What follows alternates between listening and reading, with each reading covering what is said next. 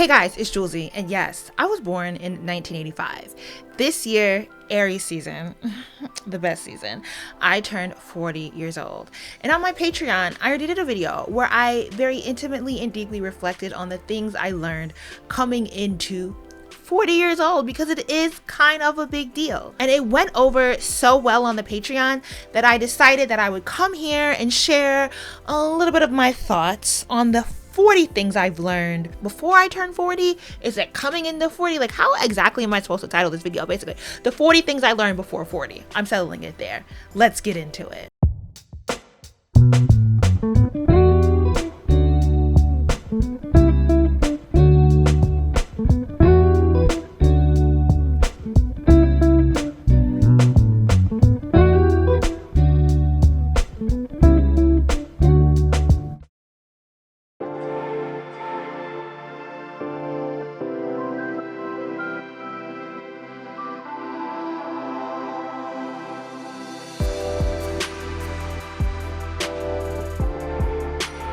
Number one, love the body you're in. You're going to hear so many older women tell you that they wish they could go back to their 20s and tell themselves to just love the body you're in, girl. I spent my entire 20s believing that I was fat.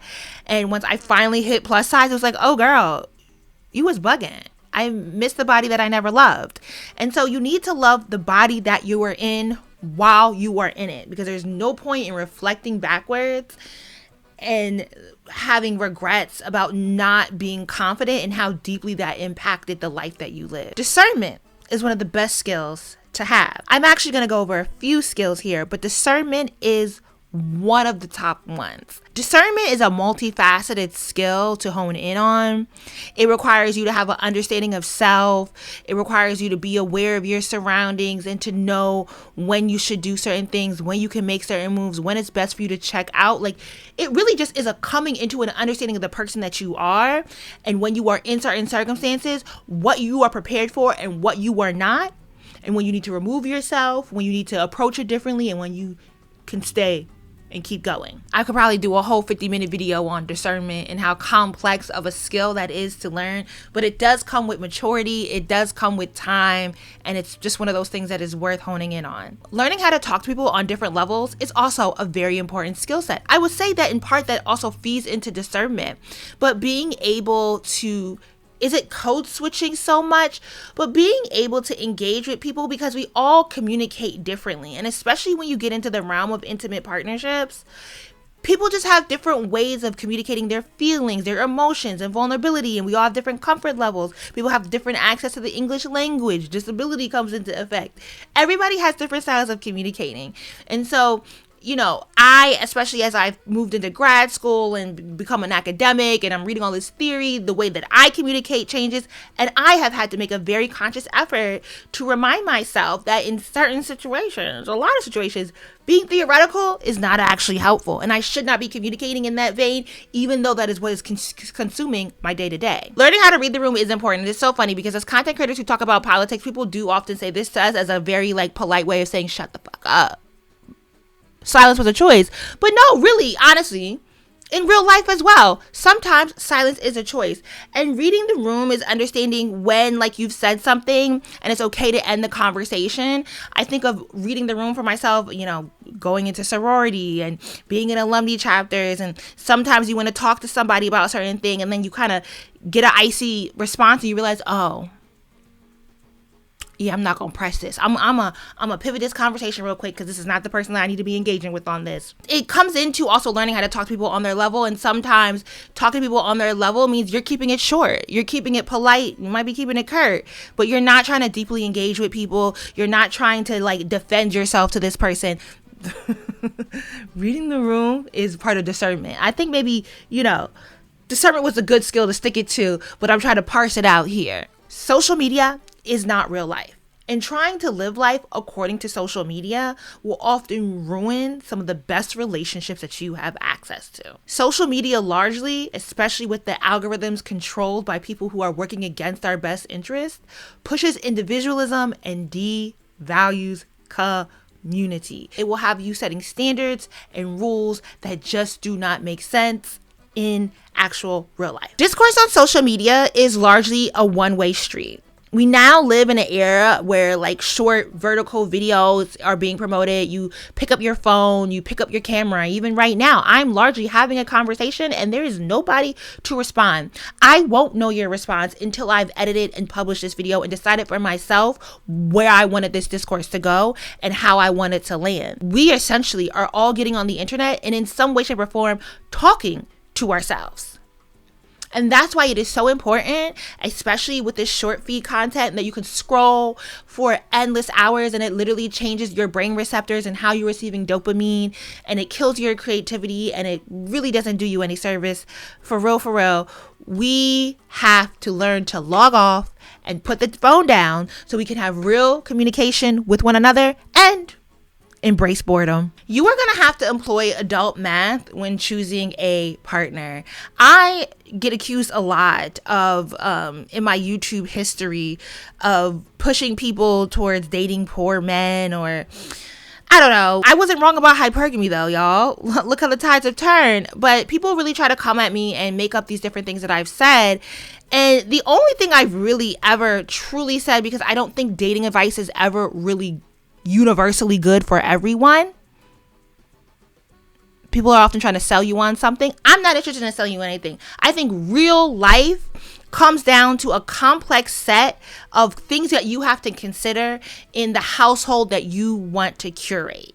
And there is no like hard line list of rules that applies to everyone. We can tell you these sweeping things that sound really good, and yes, you should look for respect and compassion, but different people prioritize different things. If material value is deeply personal to you and relevant to you, then that is a thing you are going to pursue, but that is not a universal thing that everybody should be pushing to. Some people don't want children, some people do want children, and with society being destructed by the current presidential administration, I mean, society as a whole is only going to get worse in this time. Happiness is a little hard to reach for, so I can only imagine how much harder dating is going to be. And you really have to make choices that are particular to the life that you live and the life that you desire to live in deciding who you are going to partner with. It's not just about what material things a man buys you and what neighborhood you want to live in. It might be not only do you want children, but how do you want to have children? And how do you want to grow those children up? And what things does that person need to then come into the relationship with? Okay. Adult math is just personal to you. Which leads me to my next one. Intimate relationships are never simple. We promote a lot about like the necessity of marriage, and you know, you don't want to be a single mom, and people should be partnered together for a lifetime. A lifetime of partnership is a very complex act to maintain. Intimate partnerships are never simple because people are not simple. And that moves to the next one, that outside world will impact your relationships. And you have to be cognizant of how those outside influences show up in your life. As the outside world becomes harder and harder to deal with, I myself went back to grad school. I experienced a very abusive professor that had real material impact on my home life and my intimate relationships. I had to be very cognizant of consuming such a hard level of mistreatment and not allowing that to alter my mood when I dealt with other people. And that could be a very heavy lift. And you also deserve to give yourself grace because you are not superhuman. But understanding the influences that are coming into your home life and how that is shaping things, and at least knowing, like, understanding that these things can be temporary and don't have to be lifelong circumstances. You do not own any person, and no person has the right to own you. Word to Foucault, I could get a little theoretical here on the micro practices that show up within our home life and how we try to replicate the power of the state. Oh, was that a word salad? Not really though. That was a point made. But all I'm saying is that we tend to be socialized based on the needs of what the state is trying to maintain, and we live in a country, for most of us, we live in Western worlds where there is a really big like carceral approach. People have the right to punishment and locking you up and detaining, especially in the United States. this onslaught of like ICE and immigration. In order to like manufacture the consent of the people where we just go along with these things happening, we tend to replicate these things in our home and thinking that our partners are our own personal property and that we have a right to surveil them and to dictate and control their movements throughout life, rather than it being a partnership in which you are, as individuals, growing together. I think it's very healthy to remember you don't own anybody and nobody owns you. This was a big one for me with the little Gemini rising and being the collector of information. I could be the FBI if I wanted to, baby. But I also learned this one from therapy. I do have to be mindful. You could doom scroll all day long. You could end up down some deep, deep rabbit holes. But remembering and being cognizant, having the wherewithal to understand when some information is just not benefiting me. There's plenty of times, especially because our phones can be very addictive, and as I'm working towards being on my phone far less and just living a healthier lifestyle that really takes care of my mental health, that I stop myself often because I might find something interesting and I just want to dig more and find out more information about this because that's how the algorithms are supposed to work, and realizing, is this information going to benefit me? Does this improve my life? Is this profitable in my life? Is this going to like help me produce more content? Is it going to spread my creativity? No. So why do I need to go down the rabbit hole to collect all the information about this particular instance? Why am I digging, even like whatever happens in life, you might want to dig into somebody else and collect information on somebody else and their movement. How does the collection of that information really benefit me? And you do have to learn when the information is of no use to you and when you need to stop collecting it. Because sometimes also, even in my own work and the things that I'm working on, both career, school, content creation, I can stymie myself from progress because thinking I need to consume and collect more and more information when I already have enough to get the job done. And it's just a procrastination tool because of my own anxiety. So learning when to stop collecting the information is a big one for me. This is another one that I've talked a lot about on Patreon. We've been working through this, my own relationship with my boomer parents, because your parents do not age like TV parents. My mama is a boomer. Your mama probably a boomer. And she is not Lynn Whitfield, Felicia Rashad, or Cecily Tyson. More than likely, your parents are emotionally immature. And there's a great book that I have called The Adult Children of Emotionally Immature Parents. And it really helped me work through and cultivate a better relationship with my own very, very boomer, emotionally immature parents. But I let them down. Never gonna let you go. My mama probably is watching this. Closed mouths don't get fed. You have to learn to ask for help. This ties into vulnerability. You should cultivate it. Ooh, that's a 2-for-1. Boundaries are for you to set and upkeep, not for other people to follow. I think a lot of therapy language has been co-opted for social media engagement, and we tend to promote like you should have boundaries as if you're going to set these boundaries and people are just going to bounce up off of them.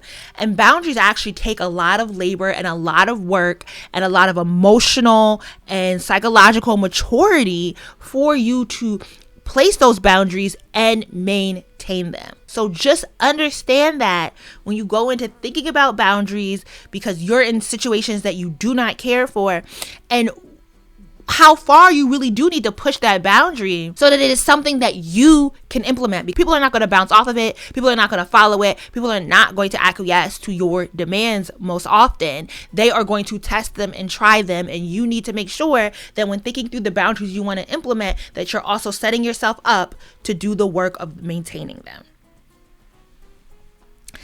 Contention, arguments, and disagreements are a healthy part of life. That doesn't mean you should be doing it on the internet, because often contention, arguments, and disagreements go nowhere on the internet. They largely can quickly turn into a distraction, and that's why people punch down so quick. But in real life, don't run away from the idea that like conflict should never exist in your life. It is okay when conflict arises. It's much more about your ability to deal with it. And something that I've had to work on myself, being okay with giving myself the time that sometimes things arise, arguments and disagreements arise, and I need time to process. I need time to think through what has been said to me, and it doesn't need to be an all-in-one done in that moment conversation. It's okay to say, okay, give me some time to think about it, and to then put that into action. Let's shake the table a little bit, because we have all embraced some form of anti-blackness, and we all have to continually work to undo that anti-blackness. We are all also fatphobic and have to continue to do that work to undo the fat phobia. There is no end to working on yourself and being a better person. It is a constant evolution, and in every era of life, there will be new things that it's like, damn, I really gotta think about that. And I really got to do better. Well, thank you for this opportunity to grow. I appreciate it. Your politics will contradict themselves. Do not run away from the contradictions. Part of that evolution of self is working through your own contradictions. And honestly, when you put theory to praxis and your material reality, there's all these words that account for the fact that like theory doesn't always land very neatly in your real life. And it is okay that there will be contradictions that you are continually having to work through. You cannot outrun grief. It will find you in every corner, and the best thing you can do is learn to grow with the grief. This is something that has definitely found me as I've gotten older, and grief shows up in so many different ways in your life. My God, have a child and learn. The grief you can't outrun, you just have to grow with it. Light-skinned Black people are awful. They act like house cats, and they need to be abolished. Inclusive of all of us. Thank you. And in that frame, please stop procreating for colorist reasons. It's the ick. It's the yuck. I personally hate it. Having children should not be a compulsory act. They are not actually a good mistake. I personally believe that you should be very conscious, put a lot of thought and a lot of thinking and processing into whether or not you want to have children before you have them. The inherent idea that children and babies are a blessing when they are complex beings with needs for a lifetime. Once you become a parent, you are a parent forever. And if you cannot commit to that, you should not have them. Deeply, deeply believe that intimate relationships cannot survive without community.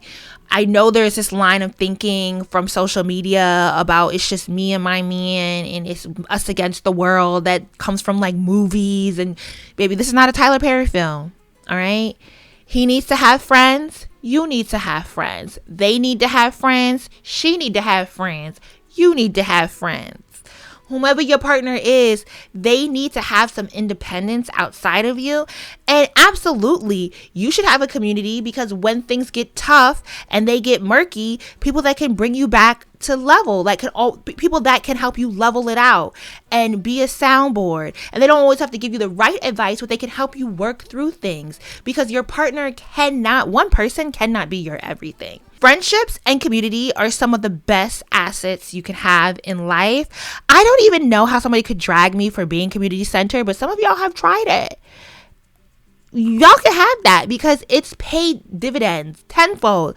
Life has gotten hard. I lost a close friend this year. She died suddenly. And honestly, the access to community, to having people in my corner, to all the different ways that like life will throw your lemons. I mean, you gotta make lemonade, but the lemonade tastes so much better when somebody helps you make it, when there are other people who you can lean on for support. And I understand that community building is labor intensive, but it is absolutely worth it. And I absolutely believe that if you are looking to have children, you should think through that community building before you become pregnant, before you even try to become pregnant, man or woman, before you start doing to produce the baby.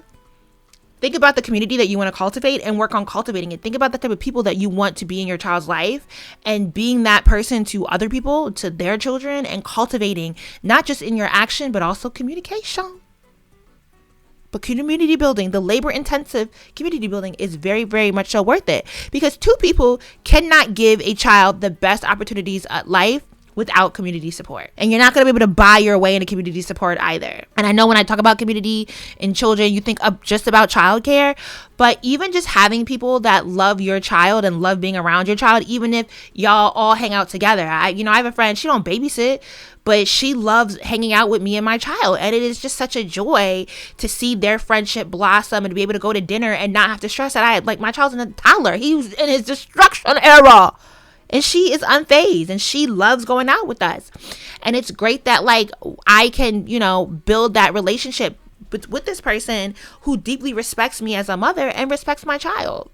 And that aids in my child's life. We had to go to the ER the other week. She a nurse, so she the one that told me to go to ER and then was like, I'm on my way. I'll see you there. It wasn't, do you want me to come or nothing? It was just showing up. And as a person building community, next day we came to her house and gave her a gift. And she's like, you don't have to give me a gift every time I do something.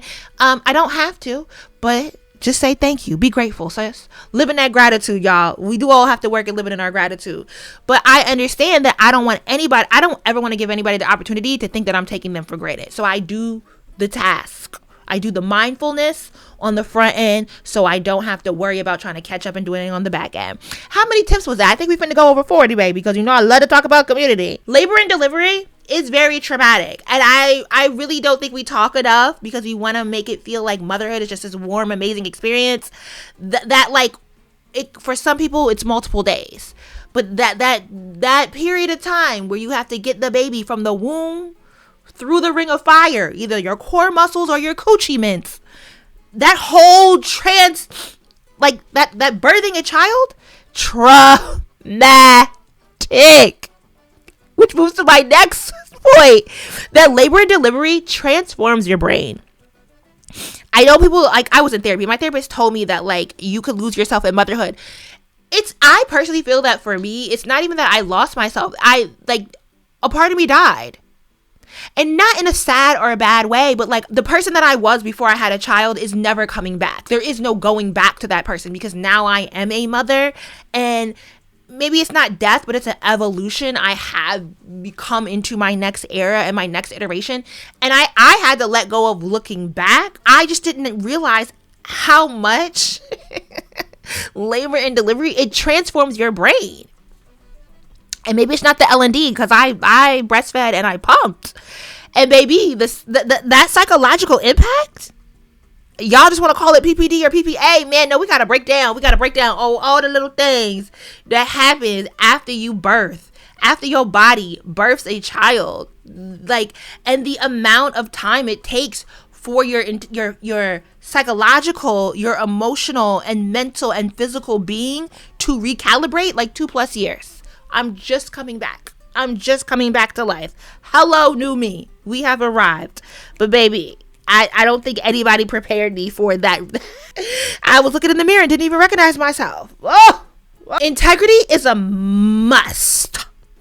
I think one of the best things I've ever done for my career and my brain identity is to always be motivated by a high level of integrity in the content that I produce. I let go pretty early on in my career of the instant validation that social media kind of pushes you to want to desire. No, it's unnecessary. Integrity allows you to have pride in your work regardless of how people receive it. And you need to be able to carry that pride with you that you derive from yourself.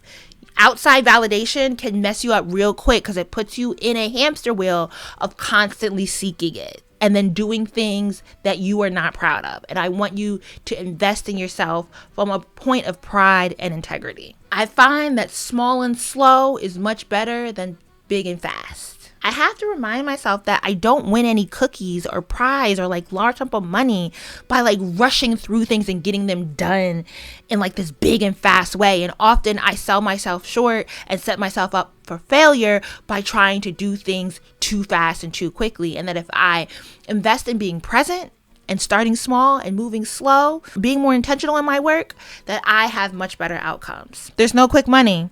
It's all a scam. And please beware of this because we are entering into scam central. No Ocephos. We're not on the Real House of Potomac. But the scams are only going to become more flagrant. There's no quick money. It is okay to make mistakes. I said this earlier. We are not superhuman. And I've had to like let go a lot of thinking of myself as a very specific type of person who would never trip up under like the most basic or mundane of interactions. And I've had my moments. And rather than getting caught up in this idea that, oh, I failed and I knew better and I should have never failed and how dare I fail, it's like, baby, you a human being. You're not superhuman. Ain't no cape for you to put on right now. You had a moment. There are probably valid reasons for that moment, and the other person didn't experience it in a positive light. You could come back from that, and your coming back from that shouldn't be about making a person understand that you would never do that. Like, but you did it, and you just have to own it, and you just have to move forward because mistakes happen. Mistakes are okay because you are not superhuman, and you do not need to have the right response in every scenario. A lot of things will get thrown at you in life. Life is complex. People are complex. And it's a journey, not just a one-off scenario where you're supposed to do everything correct the first go around. Some of y'all are manipulative and deceptive, and that's different. But I'm saying like little mistakes. You might have responded to something this wrong way. You might have said something that you really can't follow through in. And it's okay to like change your mind. That's the next one. You are allowed to change your mind. You just need to be able to communicate it, but changing your mind is okay. Do not rush to grow up in your 20s. For the young folks out there, even in your 30s, don't rush any era of your life. But I think in particular, your 20s, whether you're fresh out of high school or fresh out of college, that is the best time to really figure yourself out, to make your mistakes. If there's things you wanted to test the waters, try it out. Want to be a little bit of a whore. Best time to do it. Do it in your 20s. All right.